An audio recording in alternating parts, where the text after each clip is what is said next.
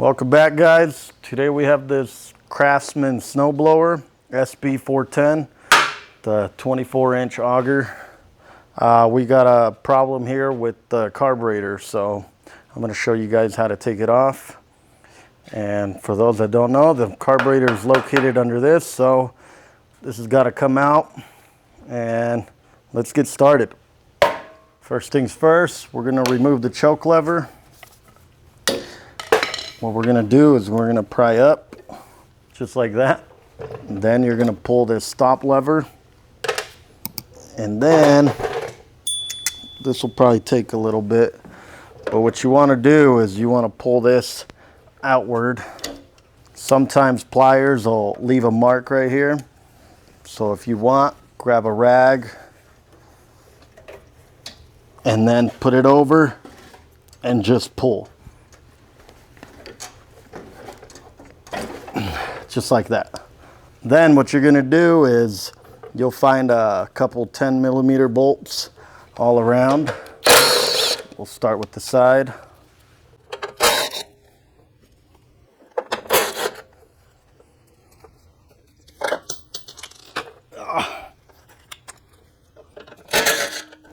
So there's 4 total. And then now you're going to pull this out a little bit, and on the back of here, behind the switch. All right, so from here, this is your stop switch. You're just going to unplug those 2 wires.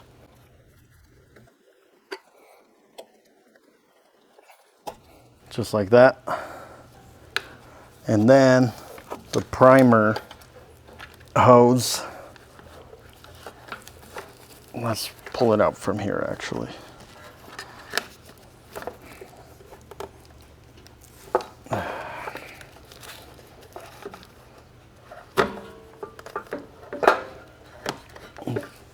Now we got some slack. Right there was actually easier. So we'll get it from the carburetor itself and just leave it in one piece. Now we're going to pull the wire this way, and from here we want to do the Phillips screws right here. When you get here, we're going to take this top cover off. It's just 2 Phillips screws. You can either do this now or later.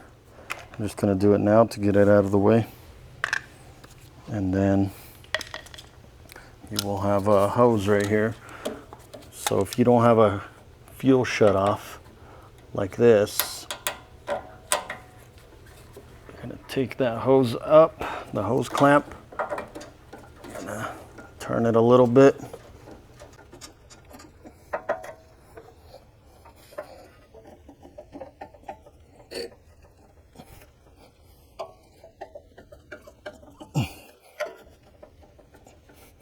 There goes the fuel. And then get something ready to stop the gas from flowing out, unless you're gonna replace it.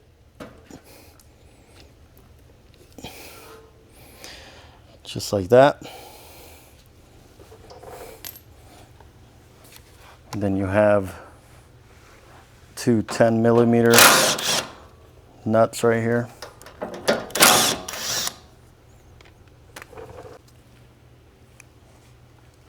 Once you got that cover off, you're going to pull forward and get this hose out. Careful, there's some spacers right here along with this gasket. So pull those 2 out. And then you're going to pull the carburetor forward. You're going to push that with your finger and then pull up. And then this one's kind of hooked on there.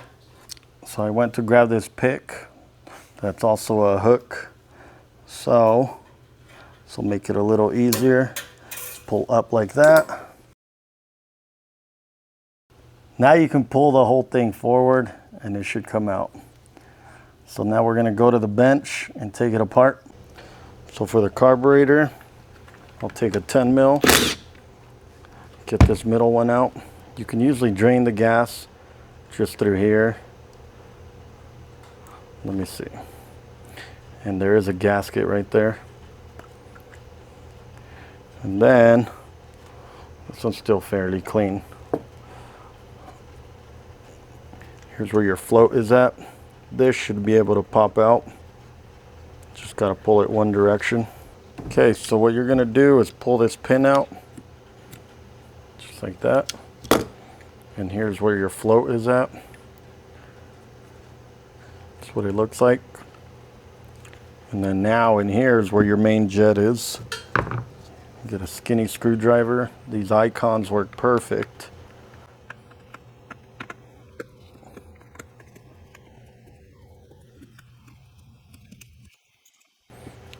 And then your emulsion tube is right there as well. Just tap it like that. If you don't know how to adjust the idle, just mark it right here. I'm just going to pull it out.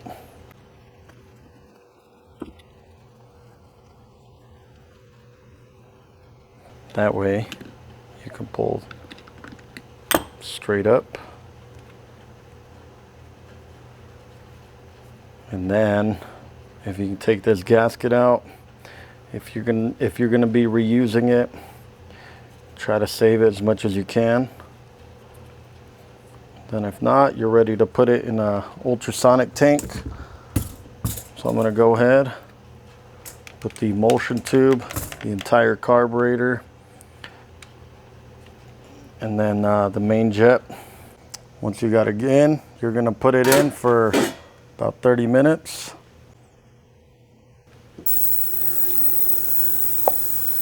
Once you get out of the hot tank, what you're gonna do is just grab some carb cleaner, and these go into any crevices, holes, whatever you need to do. You need to poke them back and forth, clean them out really good. That's usually how I dry them out, or clean them out, and then wait for it to dry. Make sure you take out this O-ring, anything that has like a rubber O-ring. The carb cleaner is going to cause it to swell up, and you don't want that. It'll deform this gasket O-ring, and you won't be able to put it back.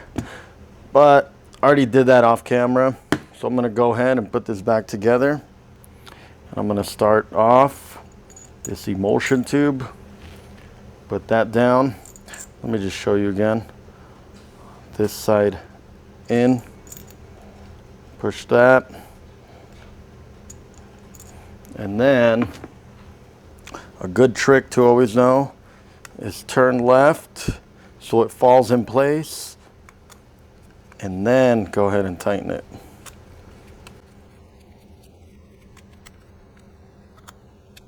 Should be good. Now you're going to grab your float. This is how that goes. You can see that spring right there. So, as I said, there's a spring. And this just goes just like that. And you're going to put the pin right through it. Should be fairly easy. Just pushes in either way. That's how that works. And now I'm going to go ahead and put the bolt back. Now I'm going to go ahead and tilt this to the left a little bit, and should be this gasket. And then grab your bolt.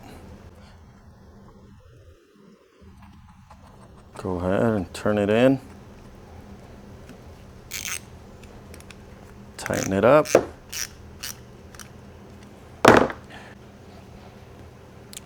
So yeah, I don't quite remember the name of this.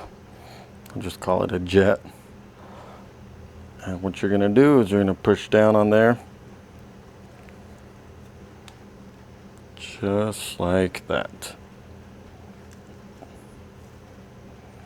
And then you'll grab this idle screw and you're going to turn it. Mine still has a little bit of dirt, so I know the exact position. If you marked it, just turn it until where you had marked it previously. Come on, focus.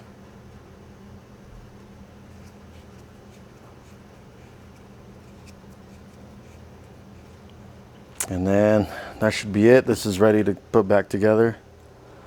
I know you guys are gonna hate me right now, but I'm gonna cut the video short